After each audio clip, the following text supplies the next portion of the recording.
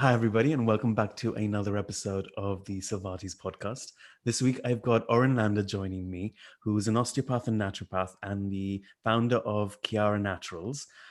Thank you for joining me today, Oren. Well, thank you for having me, Silvan. It's a pleasure to be here. Yeah, I'm really enjoying this ability to connect to everyone all over the world through Zoom. It's been amazing. Yeah, absolutely. Yeah, no, it's also a bit awkward because then I find that a lot of people that I could meet, we just end up doing Zoom anyway. But yeah, Yeah, because obviously we know each other from BCom, so we studied at the same university, albeit different years. And so I remember just you being this huge presence at BCom and just being this larger than life personality and this ability to almost fill a room just by being in it, yeah. which was so great to be around and such a great energy to be around. Thank you, Silvan. I really appreciate that. Yeah, and so the reason why I wanted to talk to you, the compliments will be forthcoming. Just get used to them. No problem. I am ready. One of the things I want to talk to you about is life after BCom, of course, because everyone's path is so different. But also, I want to talk to you about the company you formed and are working with Kiara Naturals as well. But firstly, what's life post BCom been like for you? Well, it definitely goes through several phases. The first phase for me was incredible. You finish this 4 years of working your butt off for something that you're not really sure what it is, but you feel, I mean, for me, it was the first kind of higher education structure. So I felt super empowered and, I got the gift of knowledge and you work really hard. And then you have this or I had this period of like 2 months of just being with no responsibility, no obligations, no deadlines, no coursework, no people if I didn't want any people. So that was definitely the first period. And I think a huge part of that, which what made it so wonderful was that the clinic in BCom is so wonderful and demanding at the same time that it was just my first time to realize how drained I was and how taxing seeing at the end of the fourth year 11 patients a day. And there was really no space or time to kind of uh, see how much those people, that some of them are really suffering, and some of them just take up a lot of your energy, how much that really takes on you as a person. So that was kind of the first period of 2 months, which I was blown away and felt super wonderful with myself. And then you crash and realize, oh my God, so what now? How do I start? What do I do? Okay, what did they teach me in BCom to like start? Okay, so I got to get my Facebook, and there's this whole I got to open a professional page, and I got to email clinics, and I left the UK immediately. So the whole structure of what osteopathy is completely different where I'm from. I'm originally from Israel, and there it's not a recognized profession, and anybody can call himself an osteopath. And there is no public health support from osteopathy, and there are no osteopathic clinics that you can join. If you want, you start your own thing, and it's a market that's swept with alternative medicine, and there's alternative therapy that's much more popular than osteopathy, although it's startly gaining. And I was actually quite lost there.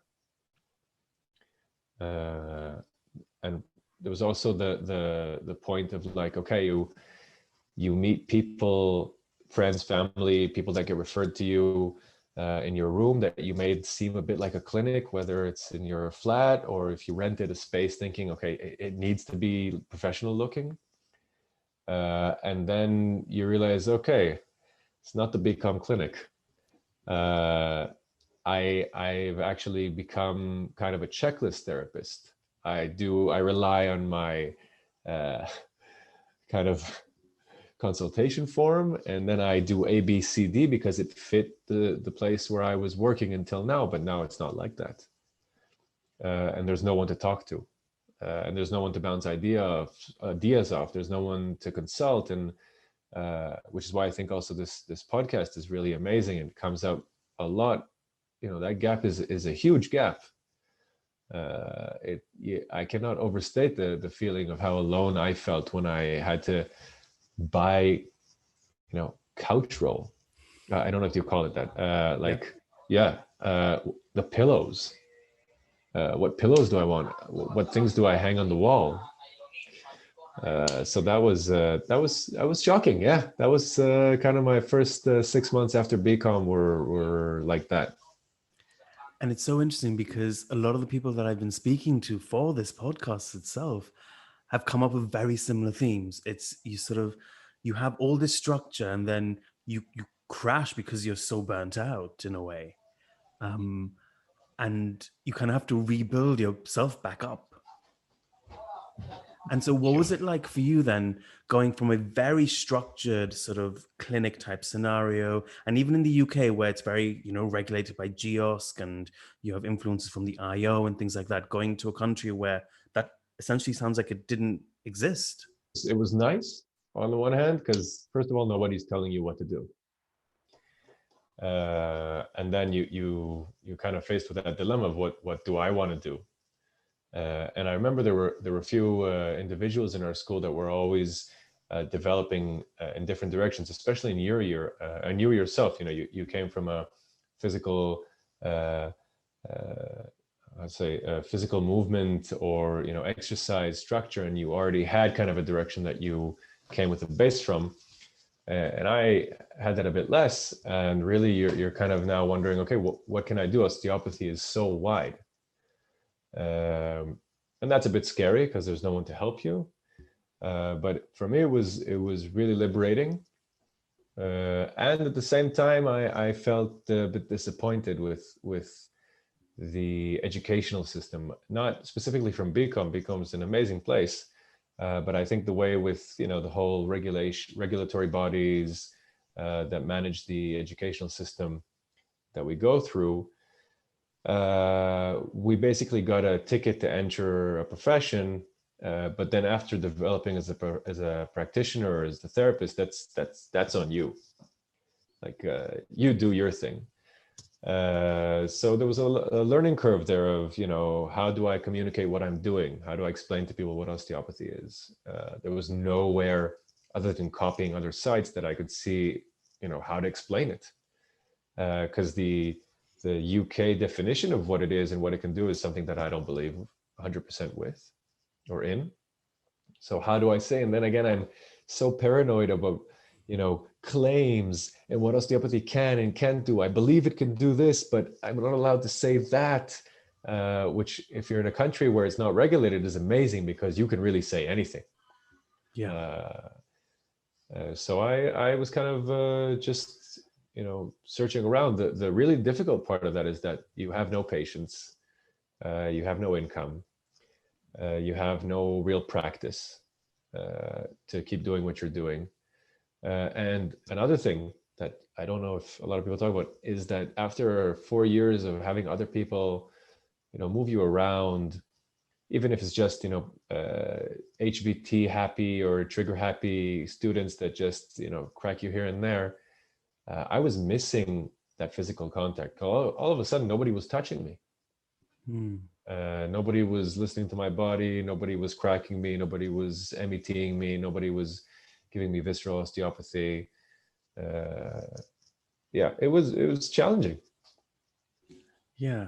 And so one of the things you said was, you were seeing these patients in clinic and, they're in pain and they offload a lot of energy or displace a lot of energy onto you. How did you hold that space for yourself where I can imagine for a lot of people that's a hard thing to do? Yeah, I imagine it really is. I think during the time while it was happening, there was so much happening outside. So we had school, we had exams, whatever, that I didn't even notice that it was happening. Mm. After, when I felt it, I felt that I couldn't treat people. It was too much. I couldn't listen to people with a clear head. And the way for me to do it was to take distance. And I really, while I was trying to adapt and, discover how do I do this and how do I do that? What do I write on my page? Do I need a website? I really stepped back from osteopathy and from everything that I felt was related to that. So I didn't see any patients. People who really, even friends and family that wanted, I referred them to other people, because really I felt, okay, I really cannot listen to anybody's problems right now.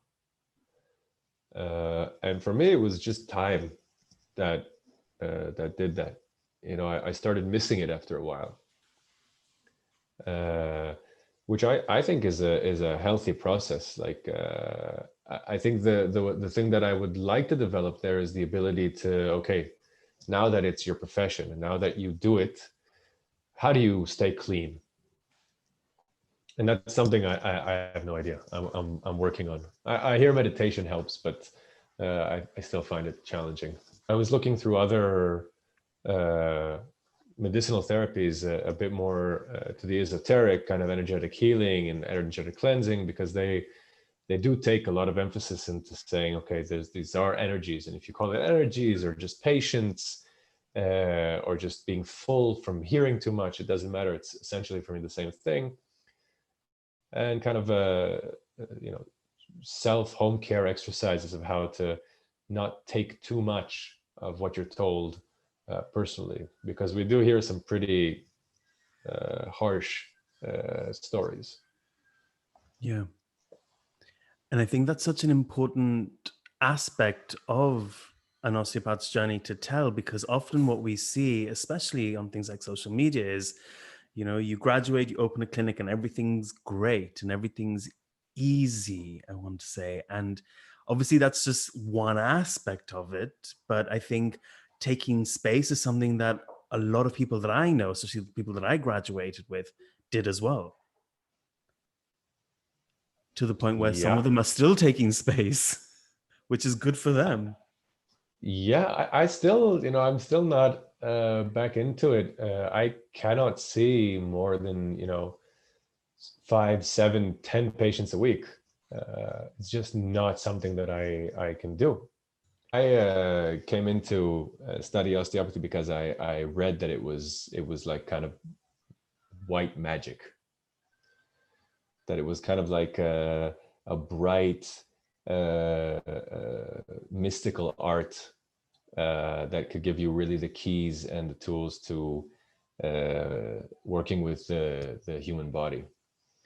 And I feel that a lot of the educational system, as well as probably in every other profession, it gives you very basic tools and then kind of throws you out there. And I felt in the end a bit, well, where's the magic? Where's the Marvin Waldman in me that can now, treat pneumonia and help people with their heart condition, and not just really support their back pain, but really, help them get better. And I don't know if you remember James Dawson, who was a year above me, and I was lucky enough to have him as a good friend.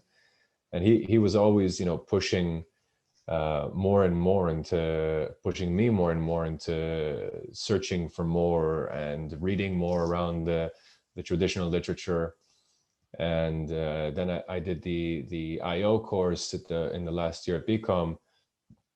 And for me, there was a huge benefit in connecting to these circles and getting access to old literature and philosophy of osteopathy, because it connected me back again to kind of a sense of purpose, that we actually study and hold the key to a complete philosophy on health.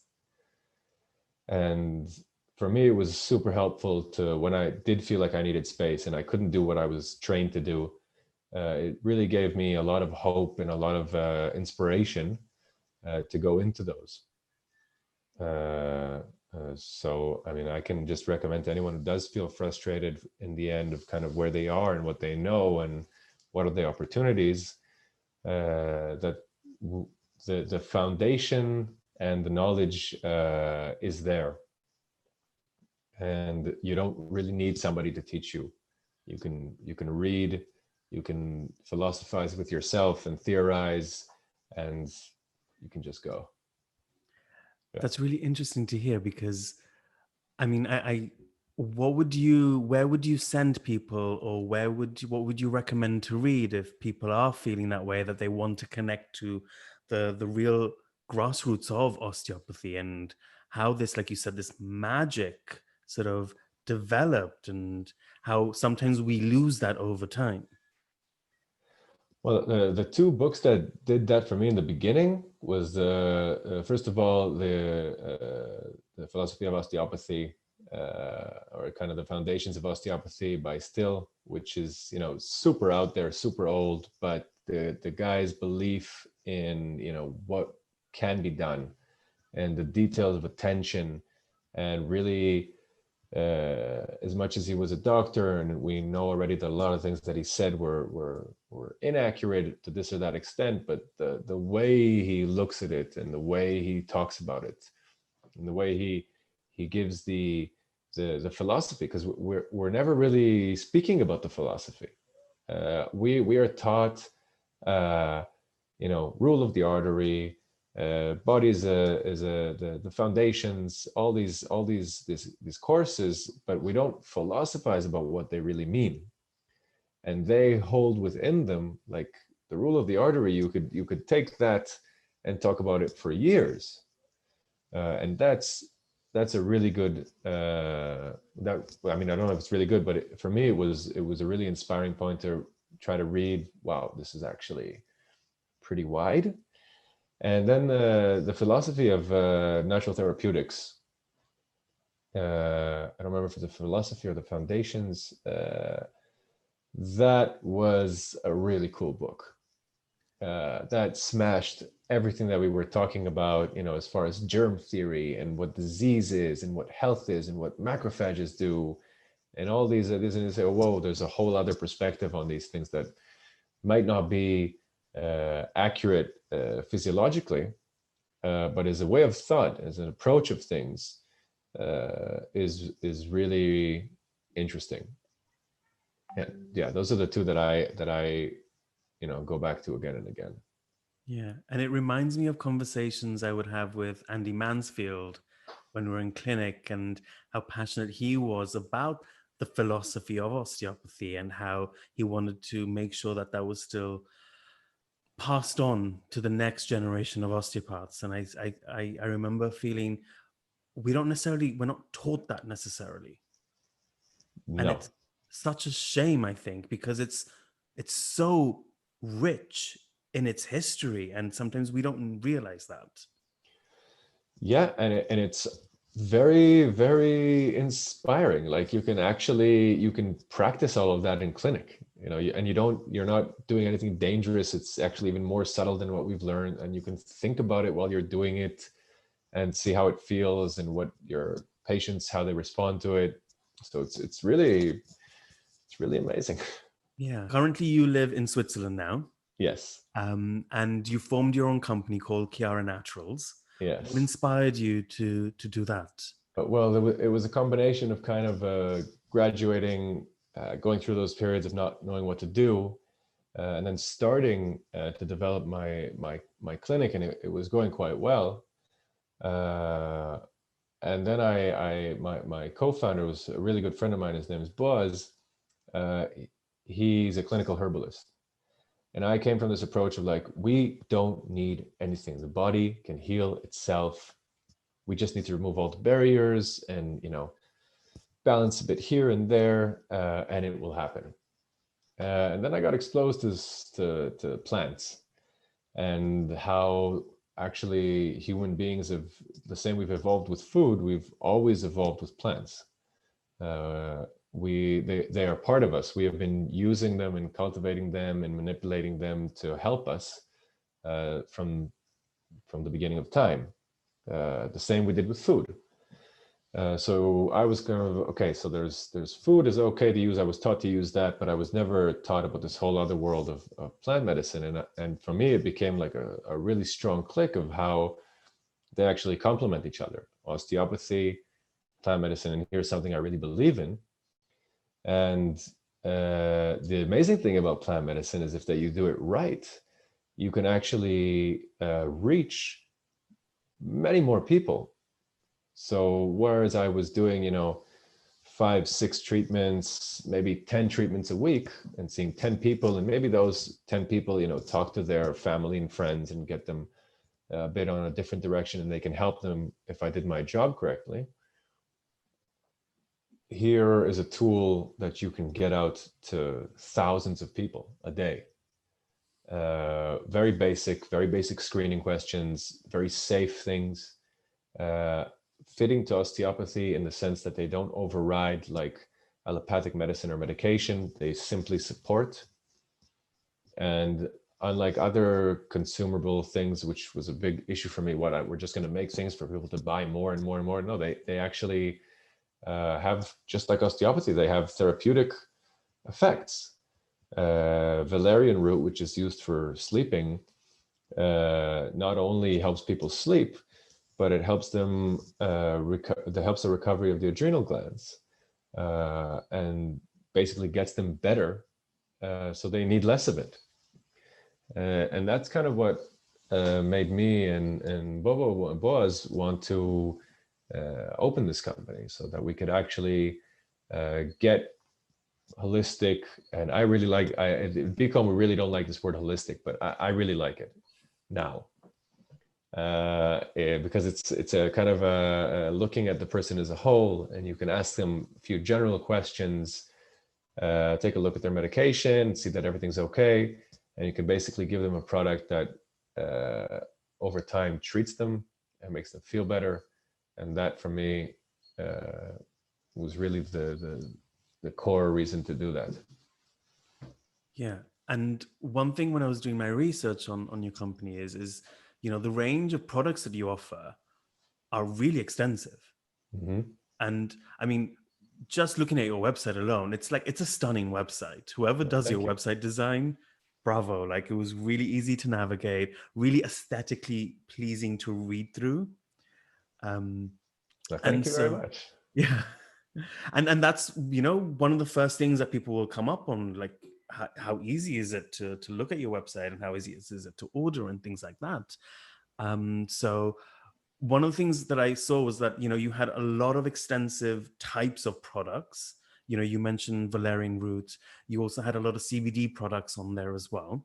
I wonder if you can talk a bit more about that, and especially for people who aren't aware of them or aren't familiar with them, what it is and what it entails. Okay, so first of all, thank you for the compliments and your feedback on the website. That's very good. That was definitely the intention. So CBD, which is short for cannabidiol, is a derivative, is a molecule that's found in the hemp plant, which is a strain specifically that's called Cannabis sativa L. And we all are very familiar with THC from cannabis, which makes us high and gives that kind of a euphoric sensation. So CBD is another molecule, which is another cannabinoid. So THC is a cannabinoid and CBD is a cannabinoid. And they are just have different effects. They work through similar and some different receptors. CBD specifically, there's over 140 different cannabinoids in cannabis. So there's many different active ingredients in different levels. And CBD is by far, after THC, is the most abundant. And what it does is it binds to a specific receptor or a few receptors within the nervous system. We have another system that's called the endocannabinoid system. So we miraculously have evolved to have a set of receptors and pathways in our nervous system that are dedicated to cannabinoid-like molecules that come from cannabis, which is just on an evolution, nature evolving together with humans point of view is pretty incredible. There aren't many molecules that we have separate systems for. And this one comes from a plant that happens to be so controversial and so popular at the same time. We also have our endocannabinoids, our own cannabinoids, which this system is basically was discovered before them. That's why they were called endocannabinoids. So CBD works through the endocannabinoid system, and because it's part of the nervous system, it works as a nervous system regulator. And because we know that the nervous system has a part in everything, the process of the nervous system and how it regulates and controls and communicates everything within the body is key for everything. And CBD will bind to a receptor, either CB1 or CB2. And what it does is it really regulates the nervous system, as opposed to what we learn in osteopathy, where we either stimulate or downregulate sympathetic, parasympathetic, these things that we need to decide. Plants are very different. Plants are extremely intelligent. They don't need us to tell them necessarily, especially if we're looking at complete plant extractions and not isolated molecules. They don't need us to tell them, okay, do this, take it up, downregulate this. They actually come into the body, and the body knows how to use them in a way that just balances. So CBD downregulates sympathetic nerve activity. And it does, through that, it does a plethora of other actions. So it reduces inflammation. It helps with general vasodilation to reduce edema. It actively, the endocannabinoid nervous system downregulates pain signaling in the central nervous system. So you take CBD for your orally for your knee pain, but it actually helps with general pain perception. And it also works on a local level on nociception and kind of pain fibers. So it's a really terrific substance. There are a few other cannabinoids like CBG or CBN that already work on a completely different level, and they don't just bind to the cannabinoid system, to the endocannabinoid system, but they already bind to cells within the gastric system and the intestines, and already have completely different actions. And it's a world. Yeah. And the amazing thing about it is that because it's plant-based, to date there's no substantial evidence to support any toxicity. There are no true hard side effects. There's sometimes people feel a bit drowsy, or you can feel a bit tired, which in many cases is what it's used for. It's used to enhance sleep. And the beauty of it is that if you combine it with other plants, so we have this one plant or this one molecule CBD that downregulates the nervous system, but then we have another plant like Bacopa munieri that is an adaptogenic that helps recover the nervous system. And you add to that, just like we said before, valerian root, which helps the adrenal glands recover and helps sleep. You get a holistic treatment in this one formula. And it's amazing. And that's kind of what we do with Kiara, is we try to take, because, Silva, we were in clinic for so long, we saw so many people, and we read so many studies about what people are really suffering from. There's back pain, there's neck pain, but then there's all the other side that we didn't really talk about in osteopathy, which is sleep, anxiety, stress, female reproductive organ problems or conditions. And these are up there. So you take plants that have been used for hundreds of years, new plants that are just becoming popular, like CBD and cannabis in general.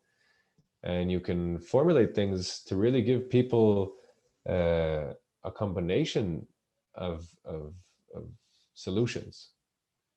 It's just like you don't want to throw an HVT on everything. You don't want to throw just CBD on everything. There is ways to do things better for every problem. Some products don't even contain any CBD because it just has no apparent effect that is supported by any evidence.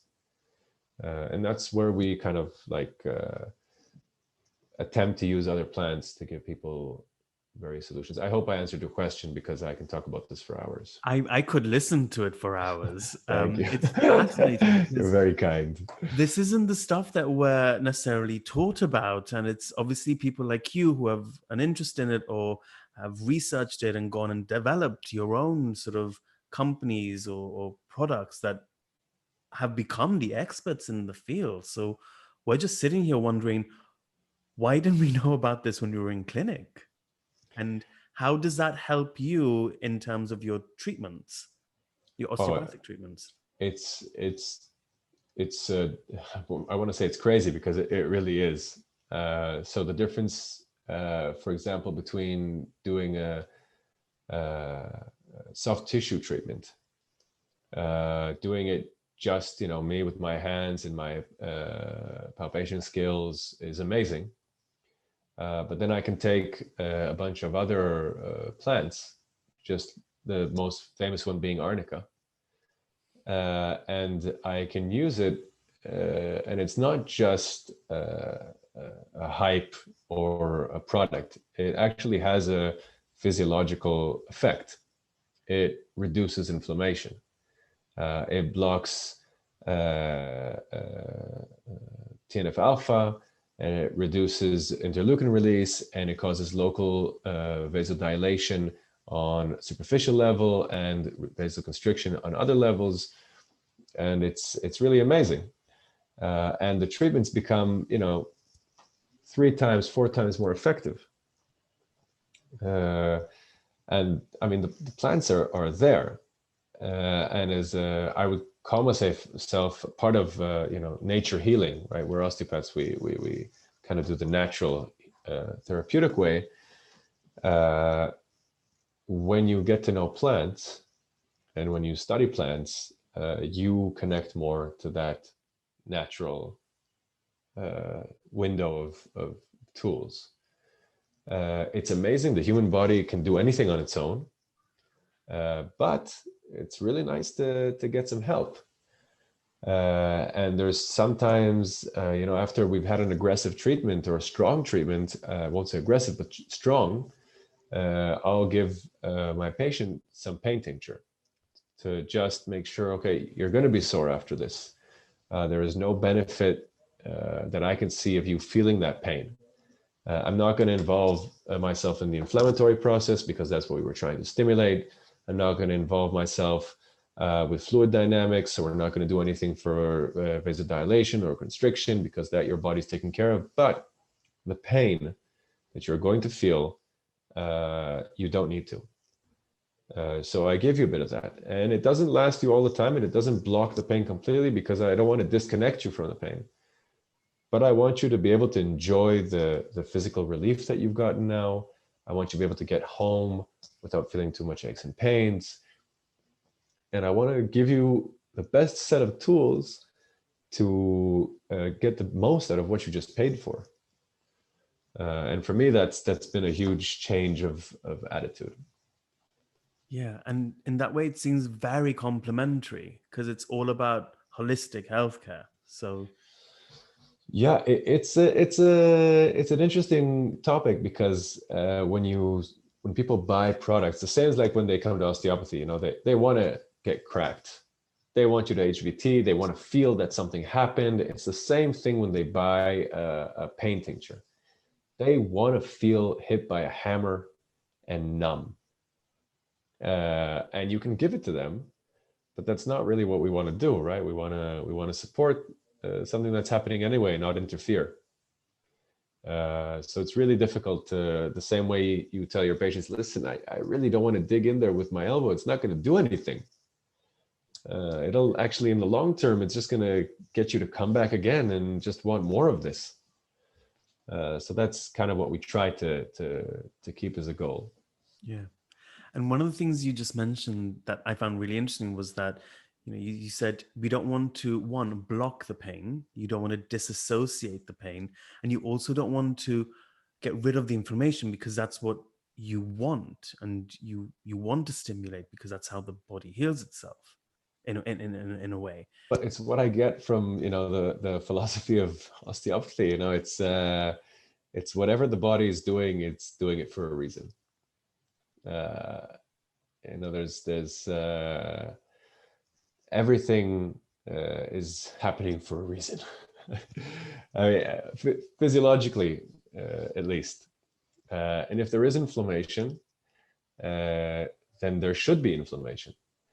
Granted, it might be exaggerated. The body might be already in such stress and imbalance that the response is disproportionate to what is actually needed.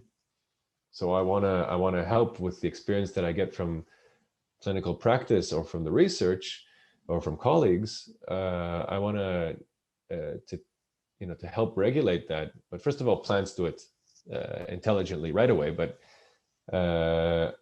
we want to let those processes happen. Pain is not a warning system. It's an intelligent communication system that we've developed over millions of years. If we take that away, we're taking away something super valuable. Forget the simple things that might actually cause the person to get injured again because they don't feel any pain, or they could just keep doing what they're doing that's causing them the pain. You take away a feeling. Pain is an experience. It has something to teach us. It's there for a reason. And you take that away as an osteopath or as a herbalist or as a doctor, and then people don't have to listen to themselves. I mean, how many times in BCom do you sit with someone in clinic and they tell you their lifestyle and you're like, oh, if you just went for a walk, once a week, 2 times a week, I mean, this would all be different. The pain is not there to bother you. It's there to tell you, dude, get up and go for a walk. And if we take that away, it's good for business because they're always going to come back. But first of all, it's boring. Yeah. As a practitioner, and it's not really helping. In my approach, I'm just speaking in my perspective. No, it's fascinating because we always talk about movement being the intervention and being the sort of the facilitator to make that change in the body. And yet a lot of people, at least patients that I've come across sometimes, have been resistant to do that or adopt that. Or when you just say, go for a walk, and they look at you like, well, I don't need a specific exercise to activate this tiny muscle in this tiny way. I'm like, no, just go for a walk, enjoy it, breathe some fresh air, get some sun, and swing your arms about. Yeah, I'm telling you, if we could use a GPS app to track patients' movement, and then you could tell them, listen, if you go for a walk 3 times a week and you send me your kind of tracking, I'll give you a 20% discount. You better believe they would do that. They could. It's a possibility. I don't know if they would, but I think it's yeah. And one thing that I came across when I was looking at your website and doing my research in general for this podcast interview was the how exponentially this whole market has grown, especially with the CBD aspect. And one thing I saw was that there can be almost this saturation of products. And so how do you differentiate, between the ones that are more high value or the more potent ones versus the ones that you might buy off a shelf somewhere else that you don't have that understanding of? That's a really good question, and that's something that people are constantly asking and want to know. So first of all, it's a huge market. It's exploding. There's overabundance of products and possibilities, especially in the UK. First, I recommend to always go for high potency. So you see these labels on CBD products that they say 5%, 10%, 15%, 20%, and that will usually correspond to the amount of milligrams that the product has. So if it's a 10 ml bottle and it has 1,000 milligrams of CBD, of actual active CBD, it will be a 10% oil, right? 1 gram of 10 ml, roughly, it doesn't really work out like that, but it's roughly 10%. I would always recommend to go for the stronger products. Anything under 20%, one, you're paying too much per milligram. And two, the actual amount that you need to feel something is a bit bigger. So we're looking anywhere from 50 milligrams to 300 milligrams, depending on the person. And you really want to go for the higher strength oils. Basically, if you're taking a 5% oil, you're basically kind of throwing money away because it won't really work. And we get a lot of people that come to us saying, listen, I tried it, it doesn't work. What did you try? A 5% oil. It cost me 30 pounds and it doesn't work. It's garbage. And then you give them something that's 10 times as strong, but only costs twice as much, and it changes their lives. So first of all, high potency. 20% or more, 2,000 milligrams or more, that's where you want to go. Second, there's of course quality. At the moment, there's no regulating body that does CBD or cannabis related stuff.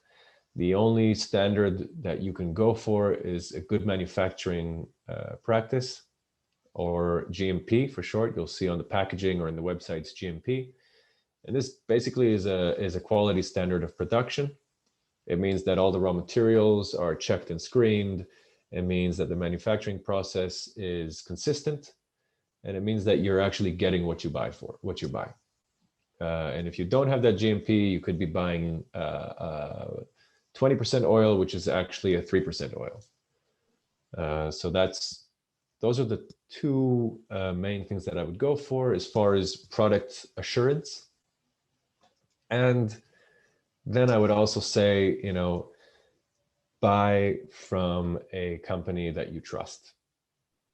Buy from someone who stands for the values that you stand for. It's a saturated market. There's so many options.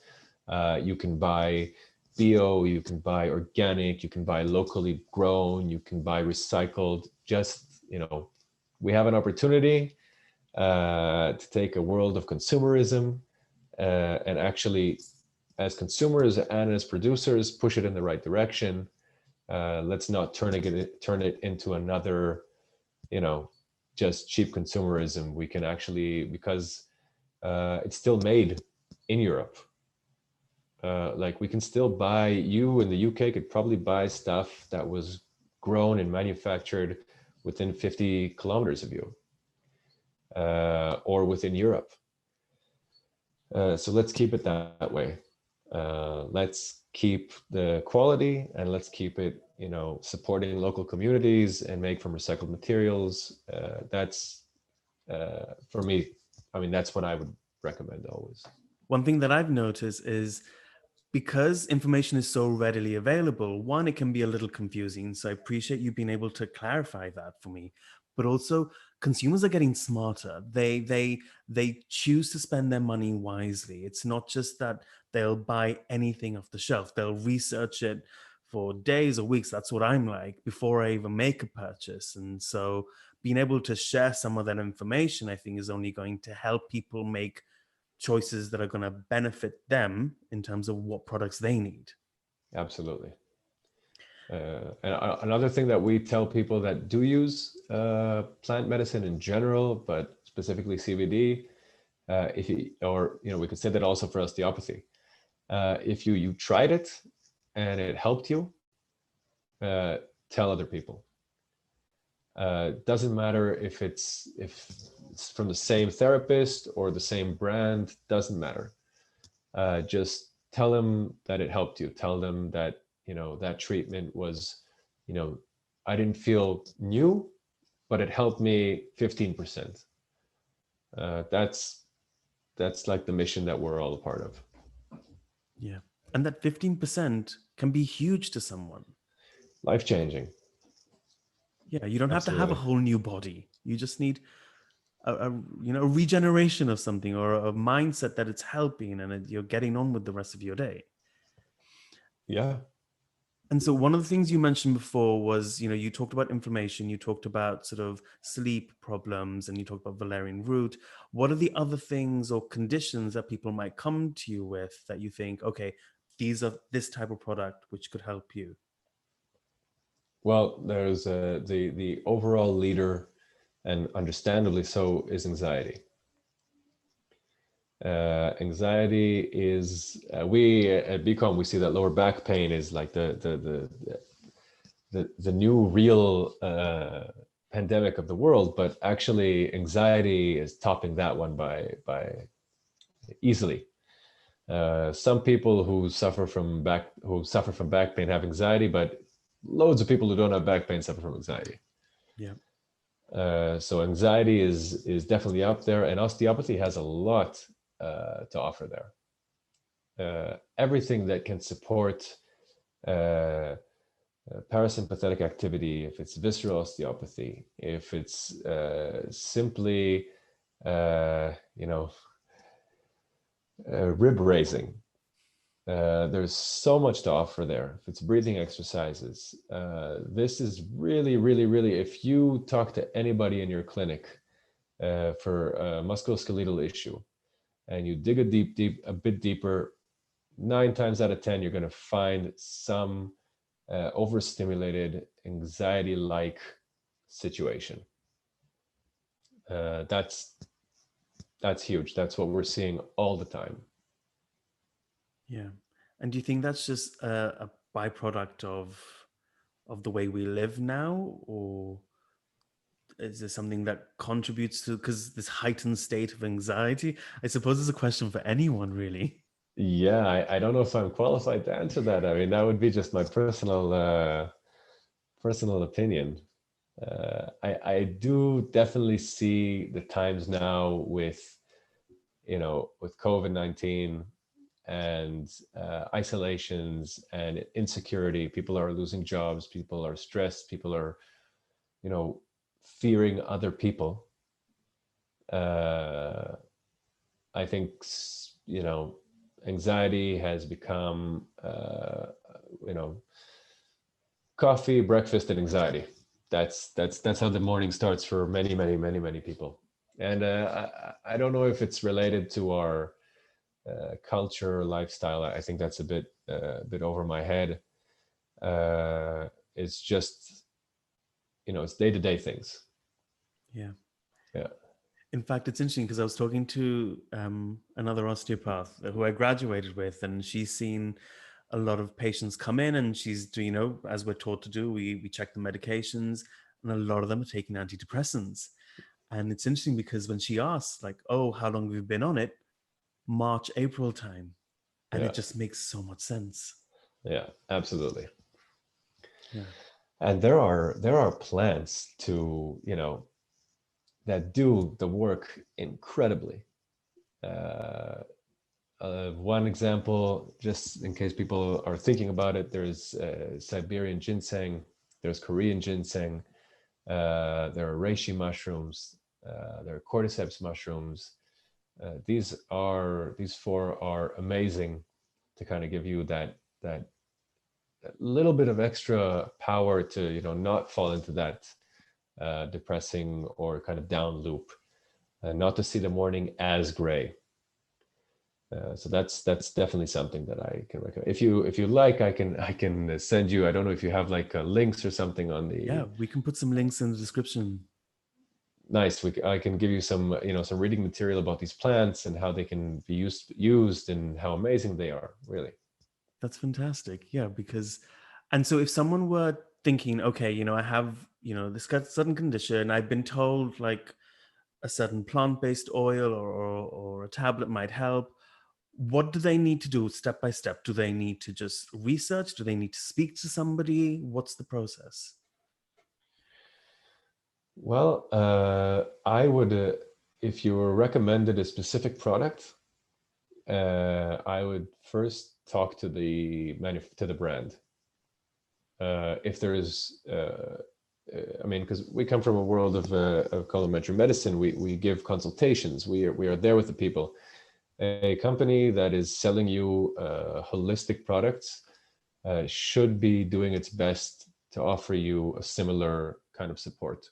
Of course, it won't be the same, Sure. but they should be there to talk to, if it's live chat, if it's email, if it's phone, and they should be able to give you all the questions, answer all the questions that you have, or to honestly refer you to somebody who does. I would personally say, I think everybody should have their personal therapist, their natural therapist. Osteopath, I think, would be best, but maybe even a panel that they could call. But definitely don't over search things as far as specific products online, because you'll get to this and that website with this and that reviews. I'm going to say that 98% of them are paid for. So definitely to either contact the brand or the manufacturer directly. If they can't give you these answers, don't buy from them. You have all the options in the world. And the most basic thing is it'll save you money, it'll save you time, it'll make you feel better. Go to an alternative therapist. Yeah. And I love that idea of having a panel because you don't rely on one person for everything, but everyone has an expertise in their field. Yeah, that's kind of what we're trying to do with Kiara Naturals. You can contact us via email or chat or phone, and we have herbalists, we have osteopaths, we have TCM practitioners, Ayurvedic doctors, and whereas one might not be able to answer your question, you can forward it to somebody else, and you can send us in your medication, the prescription you're taking. You can send us in your exercises that you're doing, and we see if we can help you, and if not, we try to point you in the right direction where you could get help. So what I'm hearing, it's really something quite special that you've created and developed. It's not just a company and you've got a website and you've got these products and you're selling these products. It sounds like it's a team and almost a community that you've put together to allow people this space to ask questions, to develop their thinking, to allow their expertise to shine through. Well, we're trying. It's a project. It takes time, but yeah, at the moment we offer those basic things of communication, information, and it's like we had in the clinic, and this is something that we bring very, very clearly into our company, is that if you should be sent to get help, we want to make sure that if you do contact us, you can't contact everyone. Some people, they just do their shopping online, they don't bother. Some people never follow through, but whoever does in the end open themselves up to you, to make sure that they get what they need. Yeah. Even if that's not with you. Yeah. And so where can people find your products? Where can they go? Well, the best place is to go to our website, which is kiaranaturals.com. If you go there, you're very welcome to, use the live chat. The phone number is there. Call in the live chat. Read around. If there's anything that you're curious about that you're not getting information-wise, we can get it to you. And if you're therapists and you're looking for a way to get into how do I get plant medicine to people, Also, contact us. You're welcome. We are working at the moment. We're in over 30 clinics, supporting practitioners in getting plant medicine to their patients. If it's from us or from other providers, it doesn't matter. If it's hemp related or non-hemp related, also doesn't matter.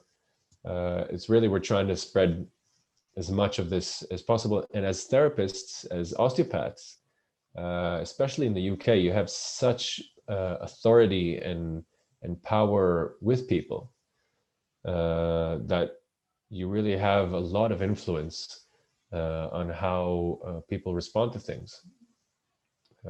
So if my osteopath recommends, squats or deadlifts, that's great. And if he recommends, a plant that can help me in a different aspect, that's super powerful.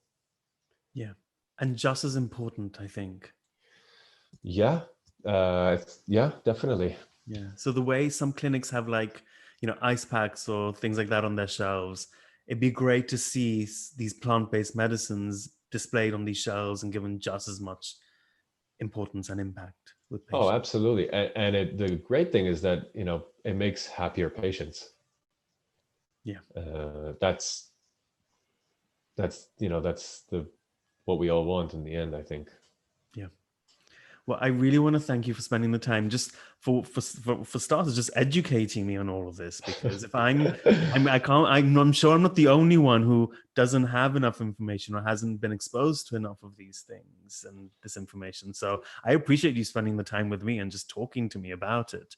Well, Sivan, I appreciate you reaching out and for your interest and for the space. And I think what you're doing is really, really cool and important. Thank you. And I really wish that I would have had your podcast to listen to when I graduated. Me too. Well, not from a narcissistic point of view, but yeah. I just hope you're ready for the influx of emails and calls. Hopefully, you will be getting, because I'm sure people will be interested. And Well, in 6 different languages, you guys are welcome. perfect. Thank you so much for your time, Oren. Thank you, Silvan. We'll put all the information down in the description box if anyone's interested, and you can get more information from there. Well, thank you so much and have a lovely day. You too. Thanks.